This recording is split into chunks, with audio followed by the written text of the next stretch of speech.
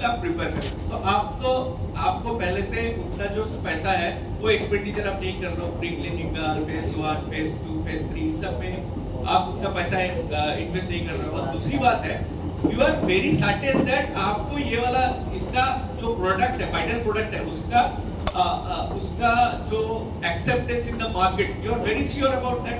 तो आप क्या कर रहे हो, आप इसको बाइक्विवेलेंट स्टडी करके इसका indirect safety and efficacy establish कर रहे हो। हाउ? मान के चलिए यहाँ पे 12 वॉलंटियर है, हेल्दी ह्यूमन वॉलंटियर, ठीक है। 12 वॉलंटियर को मैंने टेस्ट ड्रग खिलाया, 12 वॉलंटियर को मैंने रेफरेंस ड्रग खिलाया। सेम 12 वॉलंटियर को 24 वॉलंटियर किया, पहला 12 वॉलंटियर को मैंने कैल्पोल खिलाया, फॉर एग्जांपल इनोवेटर सैंपल, मतलब वो एक फार्मा कंपनी ने उसको पहली बार बनाया। उसके बाद मैंने मेरा कंपनी ने जो पैरासिटामोल बनाया उसको मैंने और एक 12 वॉलंटियर पे उसको एक्सपोज किया, ठीक है।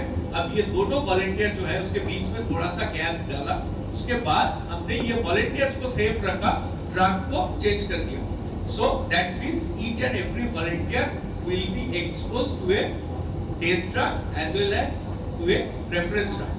फिर वो जो वॉलंटियर का ईच एंड इंडिविजुअल वॉलंटियर का जो फार्माकोकाइनेटिक प्रोफाइल है, pharmacokinetic profile means the ADAP card, absorption, distribution, metabolism, excretion, ये दोनों को कंपेयर करके बताएंगे हम लोग इसका सीमैक्स, टीमैक्स, इसका पैरामीटर्स अगर दोनों का विद इन एक्सेप्टेबल लिमिट है तो उकार के टाइम में दोनों मॉलिक्यूल सेम की तरफ काम करेंगे। So that's why the price of the generic drug is very less compared to the innovative.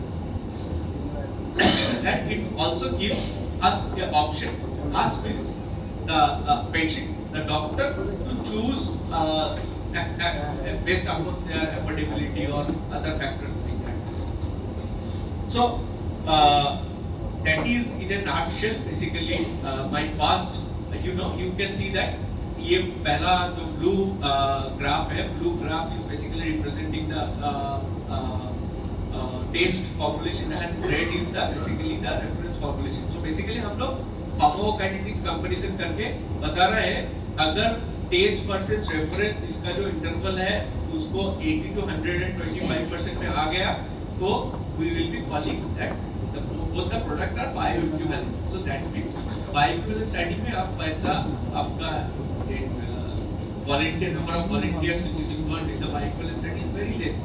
So generic product बनाने का जो खर्चा है इज वेरी बेसिकली लेस। हम लोग जेनेरिक प्रोडक्ट को कैसे मैन्युफैक्चर कर रहे हैं, रिवर्स इंजीनियरिंग, क्योंकि पहले पार्ट्स ऊपर का रिस्क जो था वो आपने उठा दिया था, उसके बाद मैंने उसको रिवर्स इंजीनियरिंग में डाल के वही सेम मॉलिक्यूल का मैंने बनाया और उसके बाद उसका टेस्टिंग किया। So the generic molecules is comparatively less. Now I am ending my first presentation over here, which is basically introduction to the clinical research, including clinical trials.